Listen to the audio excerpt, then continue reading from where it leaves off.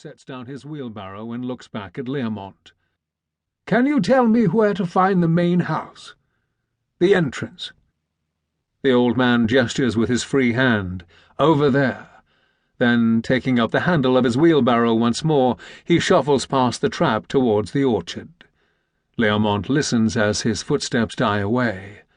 Eventually he turns to Mr. Dean and says, "Silent as a tomb." Mr. Dean shrugs. Dr. Learmont climbs down onto the gravel, shakes his legs, and looks around. The old man seemed to be pointing beyond the overspilling garden wall. This, too, has a small doorway in it. "Why don't you wait here?" Learmont suggests to Mr. Dean. "I'll go and find—" He holds his yellow paper up and scrutinizes it again. "This Mr. Carrefax." Mr. Dean nods. Dr. Learmont takes his case and inhaler, steps onto a strip of grass, and crosses a small wooden bridge above the moat-like stream.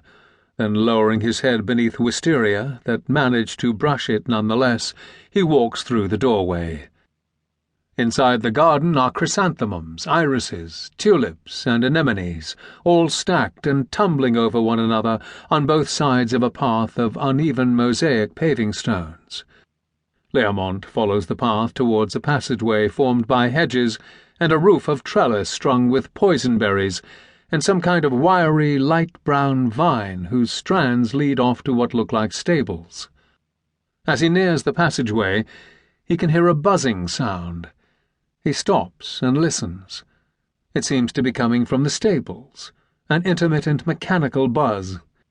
Learmont thinks of going in and asking the people operating the machinery for more directions, but reasoning that it might be running on its own, decides instead to continue following the path. This forks to the right, and after passing through a doorway in another wall, splits into a maze pattern that unfolds across a lawn on whose far side stands another wall containing yet another doorway.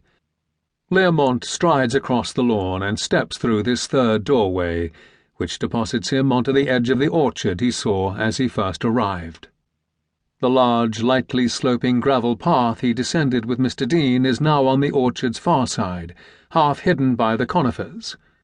A smaller footpath, on which he's now standing, lies perpendicular to this, between the garden's outer wall and the orchard's lower edge. The children are still there, wrapped up in their mute pantomime. Learmont runs his eye beyond them. The rows of small, white-fruited trees give over to an unkempt lawn that, after 60 yards or so, turns into a field on which the odd sheep grazes. The field rises to a ridge. A telegraph line runs across this, then falls down the far side, away from view. Learmont glances at his paper once again, then turns to his left and follows the footpath along the garden's outer wall, until he eventually finds, at the end of this, the house. 2.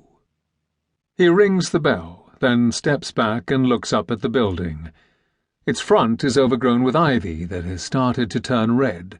He rings the bell again, bringing his ear up to the door. This time someone's heard it.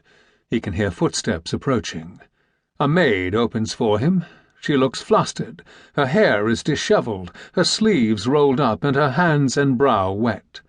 A girl of 3 or 4 stands behind her, holding a towel. Both maid and girl look at Learmont's case and inhaler. "Delivery?" the maid asks. "Well, yes," he answers, holding up his paper.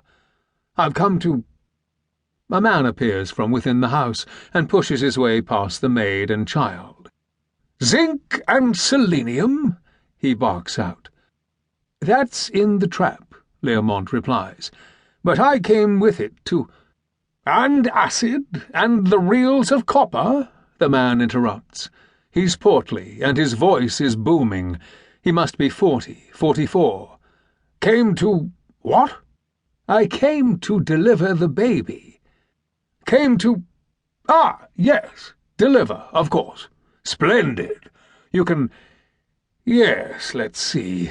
Maureen, can you show where— you say the copper's in the drive?" "Beyond the—" Dr. Learmont tries to point back past the gardens, but he can't remember which